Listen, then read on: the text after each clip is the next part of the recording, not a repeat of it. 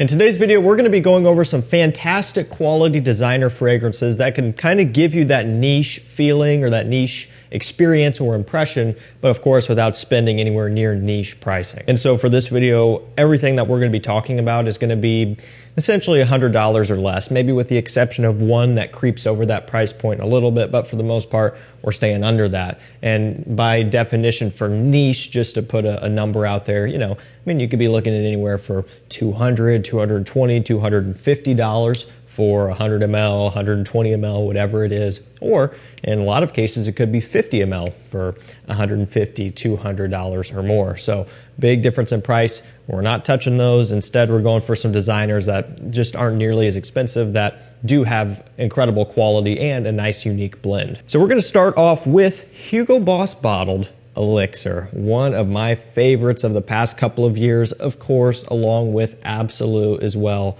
You can't go wrong with either if you know what you like. So this one has frankincense, patchouli, and cedarwood. It's smoky, it's resinous, it's kind of sweet. However, it's not like modern day sweetness, you know, Stronger With You and things of that nature, where it's like not necessarily bubblegummy sweet, but it's sweet in like a young type of way. That is not this. This is a more refined, more mature type of sweet take, you know, with a nice smokiness and a lot of a woody focus as well, primarily that cedar wood. But it ultimately, the way to describe this one is mysterious. It smells mysterious, it smells luxurious, it smells high-end and rich and classy, but at a price point that's only about like $85 to $90 for a 100 ml bottle, and of course that's on discounters. Now Boss Bottled Absolute is going to be a little bit more expensive, but oftentimes is sold out too on discounters, so a little bit more in demand, therefore a little bit trickier to secure at a price below retail. But Elixir's nice if you don't necessarily need to go up to the top tier one in terms of richness. That one's dialed all the way up. This one might actually be a little bit more wearable and a little bit more versatile for some of you guys out there. But personally, I think this could easily pass as niche. I honestly think that if, you know, they were to take this and bottle it into, pick your favorite niche brand and then charge $200 for it, I still think it would be a bestseller. This stuff is amazing. Okay, this next one I believe is going to be a little bit over that $100 price point here. However, it's not off by a ton and still is a really, really good scent for the price, and still is quite a bit less than a lot of other scents from the brand. It is Chanel Egoiste. So just the original. I love Platinum Egoiste as well. However, you don't really hear about the original one as much. I believe this was a 1990 release. So it's been around a little while, you know, kind of more of a classic at this point. It has cinnamon, sandalwood, and even a nice tobacco note in here. You know, you're not hearing about this stuff. Chanel as a whole, they're not putting out a ton of fragrances, and that's fine. You know, they're not doing what Dior and YSL and Armani is doing, where they're pumping them out every year, sometimes a couple times a year, and that's okay. But you know, people are going to be more so focusing on Bleu de Chanel, the new exclusive, and even the EDP, the Parfum, and of course of the Chanel Allure Homme Sport lineup as well, Sport, No Extreme, and so on, right? That's where all of the attention is. Something like this is not going to be in the spotlight, but if you want a classy, mature, refined, woody, smoky tobacco scent with a nice, warm, spicy cinnamon kick, and like an aromatic freshness coming from a lot of lavender and stuff in here as well, then this would be one to look into. It smells really, really good and has exceptional quality. And that's pretty much par for the course when it comes to Chanel. Yes, their products are expensive. They have quite the premium on them. And yes, some of their newer ones are closer to niche pricing, right? I understand this. However, this one, not so much. It's going to be more affordable than most of the other ones. And for the money, you are getting a product that is above average for a designer brand. Okay, I just looked before this video. This next one here, you've got a couple different options in terms of bottle. There are some old bottle versions, which is what I have, and then they have updated the presentation, and that is available for sale as well. I've also got tester versus full presentation, but it's going to be around $88, I believe, is the lowest you can get this one for. It's Cartier Declaration in the Parfum format. It has bitter orange, spices, leather, and cedarwood. So I don't know how well this shows up. You can see Declaration on this side. Kind of take a look at how the atomizer is up top as well, with a little safety feature that you can flip down.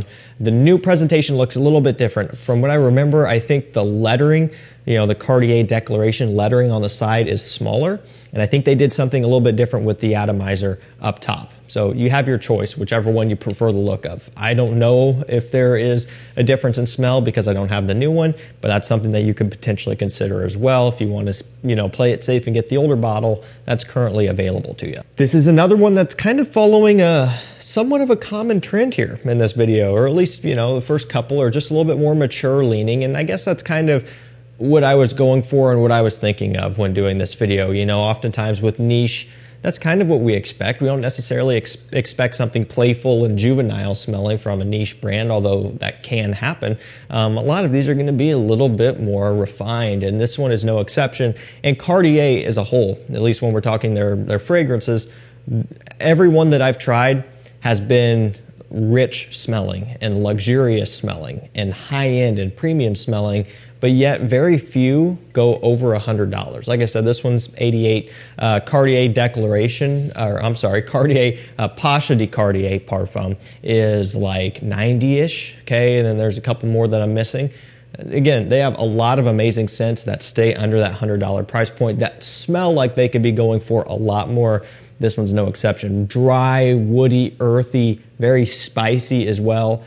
Not going to be quite for everybody, okay? This one's a little bit different, as is maybe, the Chanel as well, and even the Boss bottled, okay? But if you know what you like and you want something that's against the grain, especially by today's standards, and you don't want to break the bank either, and you just kind of want to get the impression or get the feeling of maybe what niche could provide to you just without jumping all the way in, something like this is going to put you more so in that category. And again, I want to specify, especially when you're comparing this up against modern day releases. Moving on, we have Dior Fahrenheit in the Le Parfum version. Love this stuff. They have put out a few amazing flankers over the years, of which they have all been discontinued, of course. So at this point, all we have is the original and this. And who even knows the production status of this Parfum? I mean, we really don't know. Maybe somebody does. You could tell me.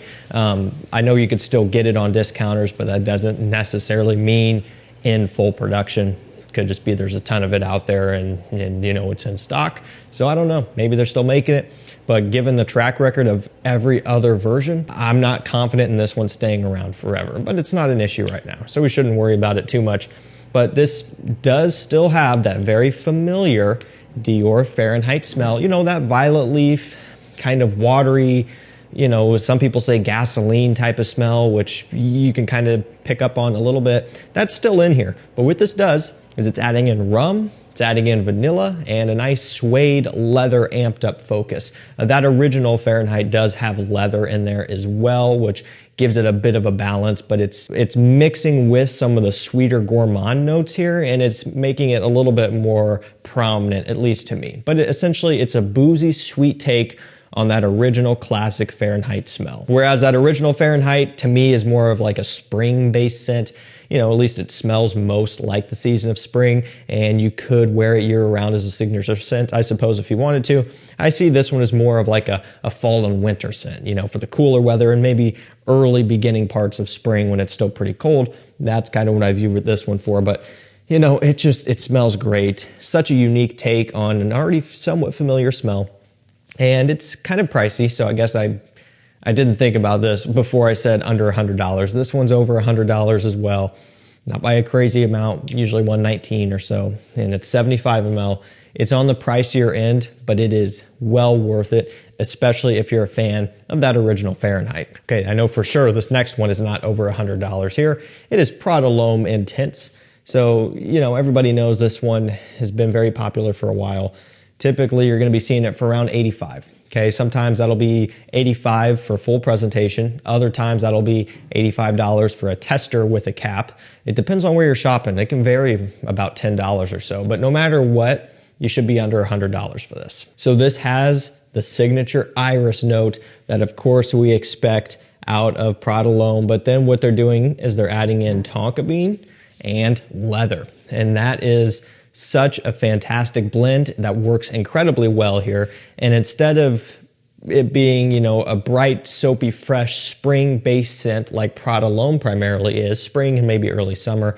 The tonka and leather combination gives it more of a strong, masculine and heavier base. You know, it ultimately, it gives you more to pick up on. It gives you more to perceive, because the original, you know, it's essentially it's iris and some other light kind of white florals and musk. And that's kind of it. Yeah, a little bit of citrus. Yeah, a little bit of a woodiness, but it's a very light scent all the way through. Just a light, soapy, kind of powdery iris scent. You know, this one has more going on behind the scenes to where it makes it more of a standout scent is what I would say. I think this is something that would leave an impression on somebody more than the original would. You know, I think that original could sometimes be just a little bit forgettable because it's so bright and just clean and soapy, and that's about it. This one just has a little bit more to really kind of dig into, and that's why I prefer this any day. I would take Prada L'Homme Intense over that original without question. And I think just the couple small tweaks that they made with this one made it a completely new scent for a good thing, you know, in a good way, I should say. I really like it, and I think this could easily put some niche, you know, in kind of a tricky spot, because it does have great quality and does have a unique blend. And last up, we're gonna keep it classic here with this one. It is Terre d'Hermès. That's it, just the Eau de Toilette, you know. We have a lot of flankers we could go for, the Parfum, Eau Intense Vetiver, Eau Givre, and all of those are really good. And, you know, I have all of them, I like them. However, you know, we can't really argue that the original is obsolete. I still think that there is a place for this one. You can't even see it very well. There it is, Terre d'Hermès. You know, it's bottle's pretty well see-through here, but it's got orange, it has the vetiver, it has some black pepper, and a lot of cedar wood. You guys have heard this one described a million times. An earthy smelling orange is what this smells like, because of course, the orange, but then all of the woods and just kind of the earthy, woody, green smell that this one has. And that's a good way to describe it.